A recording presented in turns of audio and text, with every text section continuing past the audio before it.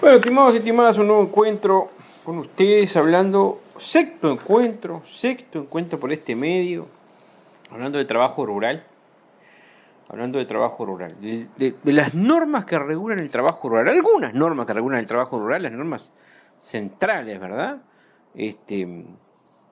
Habíamos hablado ya hemos hecho muchísimas veces referencia a la ley que regula el trabajo rural, bien. Hemos hecho referencia al decreto, de alguna manera reglamenta esa norma, la ley 18.441, el decreto 216 del 2012. En la reunión pasada, en el quinto encuentro, del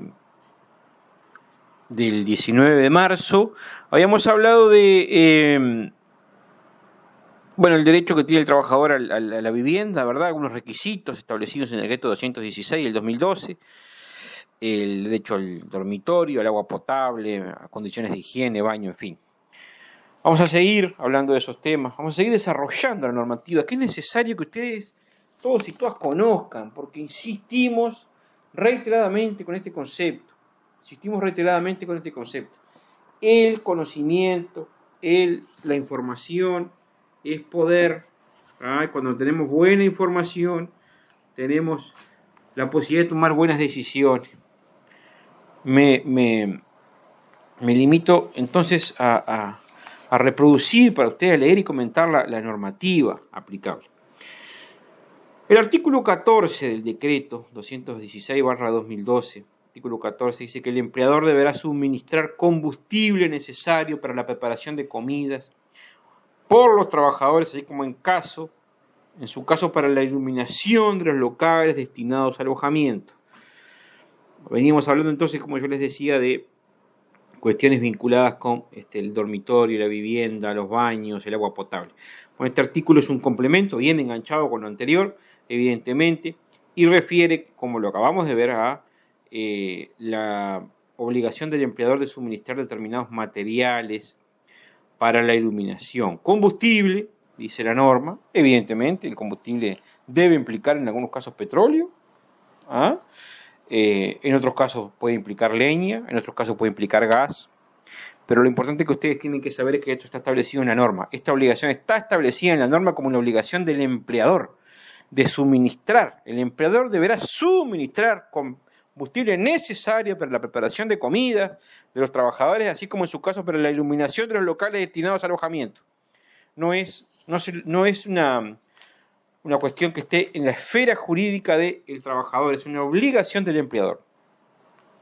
El artículo 15 cambia un poco la temática, pero no deja de ser importante, y habla de la asistencia médica y otras obligaciones. Dice el artículo 15 del decreto 216/2012 que el empleador rural está obligado a proporcionar al personal de su establecimiento y a sus familiares, y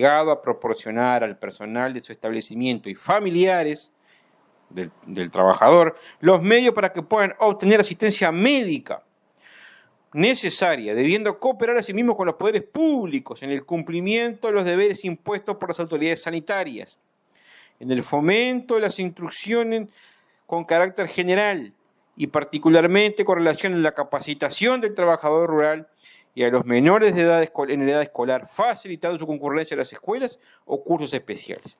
Varios temas en este artículo 15. Evidentemente la salud es un derecho humano fundamental, el acceso a los medios de salud es un derecho humano fundamental y eso es un deber del empresario proporcionarlos. Es un deber del empresario facilitar que el trabajador rural pueda acceder a los centros de salud pertinentes para poder asistirse, para poder curarse, para poder cuidar su salud. Y esto implica un concepto amplio de salud, no solamente la salud física, estimados y estimadas, también en alguna medida la salud psicológica, porque el concepto de salud es integral, es un estado de bienestar integral, no implica necesariamente la ausencia de enfermedad, mucho menos la ausencia de enfermedad física. La medicina preventiva, los controles, sobre todo en trabajadores de determinada edad, en trabajadores de determinados sexos, por ejemplo, existe una guía de controles médicos que con el cual sí o sí deben de cumplir las mujeres, las trabajadoras relacionadas con su cuerpo, la evolución de su cuerpo, a medida que las personas van teniendo determinada edad. Lo mismo respecto a los trabajadores varones, con otros aspectos, con otras cuestiones, pero que también están relacionados con determinados controles que un trabajador se debe hacer a medida que su tiempo va avanzando y que va cumpliendo años. Ni que hablar si el trabajador tiene alguna enfermedad que necesite controles periódicos. Es muy común la diabetes, es muy común la hipertensión. Esas cuestiones están englobadas en estas obligaciones del empleador de facilitar el acceso a los medios necesarios para una asistencia médica. Es evidente, y aprovechamos ya para dejar señalado también, que el trabajador debe estar afiliado a EPS y con eso tendrá la asistencia médica de su prestador de salud, de su mutualista. Es evidente que el trabajador deberá estar asegurado contra accidentes de trabajo. Esto implica que si el trabajador sufre un daño físico en el horario de trabajo o en ocasión del trabajo o en el lugar de trabajo, va a tener una cobertura del Banco de Seguros del Estado. Los accidentes que se dan en el local de trabajo, en ocasión del trabajo o en el horario de trabajo son accidentes laborales que implican que el trabajador debe ser atendido por los servicios médicos del Banco de Seguro del Estado. Tendrá una cobertura médica especial, tendrá un subsidio especial, tendrá una protección post-reintegro a trabajar que también es distinta. Si un trabajador se quiebra trabajando, si un trabajador se quema la piel trabajando, eso no es una enfermedad común, eso no va a la mutualista, eso tiene que ser atendido por el Banco de Seguro del Estado, estimado y estimada. Es un accidente de trabajo con cobertura del Banco de Seguro del Estado, porque el Banco de Seguro es obligatorio que exista el seguro por accidente de trabajo y es un seguro que se hace ante el Banco de Seguro del Estado. Es evidente que también el empleador deberá cooperar con los poderes públicos, dicen los deberes impuestos por las autoridades sanitarias. ¿Qué implica esto? ¿O qué implica esto entre otras cosas, evidentemente? Bueno, implica que si hay niños en la familia del trabajador, hay un esquema de vacunación que se deberá seguir y respetar, y eso deberá evidentemente facilitarse por parte del empleador. Hay medidas sanitarias vinculadas con las episodias y las enfermedades animales que también deben los empresarios generar los mecanismos para proteger al trabajador de esas enfermedades que son provenientes de los animales, pero que son transmisibles a los seres humanos. Esas medidas sanitarias deben de tomarse por parte del empresario, ni que hablar, medidas de protección con agroquímicos, con fungicidas y con otras cuestiones que tienen que ver con, o que son potenciales en la afectación de la salud de los trabajadores y trabajadoras rurales. Evidentemente, insisto, medidas sanitarias o autoridades sanitarias, acá tenemos básicamente dos en este tipo de trabajo, es Salud Pública, es el Ministerio de Salud Pública y es también el Ministerio de Ganadería que emite determinadas reglamentaciones para atender a determinadas enfermedades que están, insisto, relacionadas con los animales, pero que son de transmisión muy potente o potencialmente dañina para la salud de los seres humanos que están en vinculación con esas enfermedades. Se me ocurren muchos ejemplos, ustedes que están escuchando también tendrán muchos ejemplos de este tipo de enfermedades y las medidas sanitarias deben estar, porque la salud es un derecho humano fundamental. Y no se olvide que existe una ley de responsabilidad penal empresarial. No se puede poner en riesgo la salud del trabajador, so pena de que el empresario tenga consecuencias penales sobre su esfera. Esto implica ir preso, esto implica cumplir una sanción eventualmente de prisión, pero que es decretada, que es resuelta por la justicia penal. A tal punto llega la protección de la integridad física y la salud del trabajador. Evidentemente el derecho a la educación también está contenido en este artículo.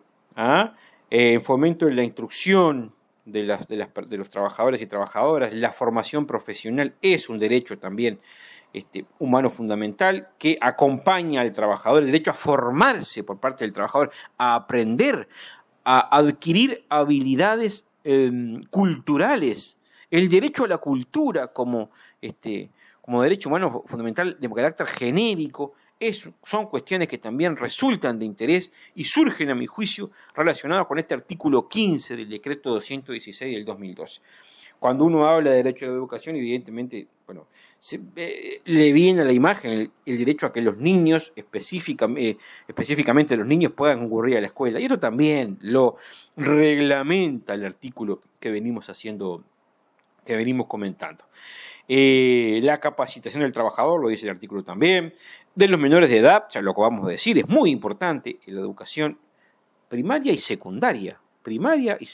Ya no basta solo con saber leer y escribir, es necesario adquirir otras habilidades que me permitan a mí ir comprendiendo o ir evolucionando con este mundo que rápidamente cambia y que incluso para el trabajador rural, incluso en los lugares más tranquilos y recónditos de nuestra república, los cambios que se producen en otras partes del mundo llegan mucho más rápidamente que hace 30 o 40 años.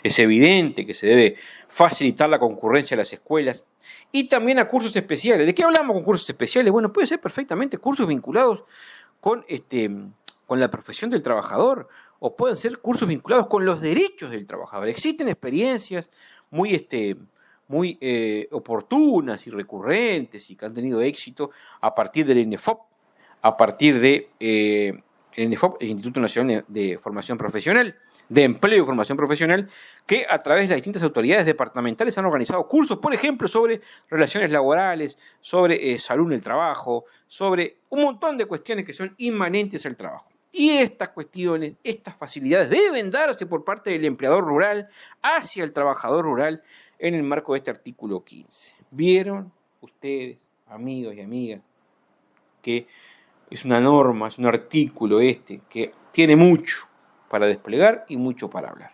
Entonces, estimados, estimadas, no vamos a quedar por acá, vamos a seguir desarrollando este decreto, comentándolo, leyéndolo, para que ustedes puedan entender en la medida de lo posible.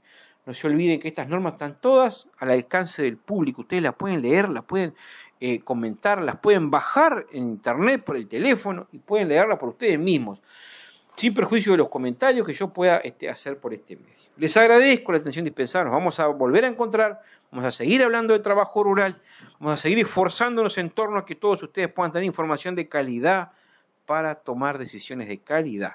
Hasta un próximo encuentro, estimados amigos y amigas.